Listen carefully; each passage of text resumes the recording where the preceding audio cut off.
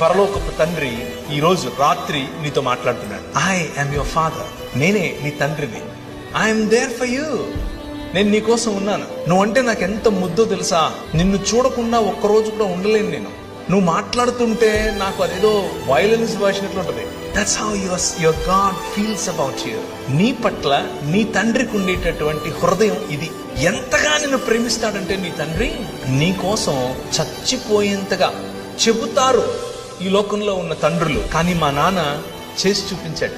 వచ్చి మనందరినీ మళ్ళీ ఒక్క కుటుంబంగా చేయటం కోసం తన శరీరాన్ని విరిచాడు. రూపాంతరము చెందించటం కోసం రూపురేఖలు లేకుండా పోయాడు. ఆయన తన శరీరాన్ని నాటాడు. ఒక విత్తనము వలె విరిగాడు. ఒక విత్తనము వలె ఆయన పగిలాడు. దున్నబడినటువంటి ఆయన శరీరం నాటబడిన తర్వాత 2 దినములైన తర్వాత 3వ దినమున యెహోవా సముఖమందు మనము జీవించినట్లు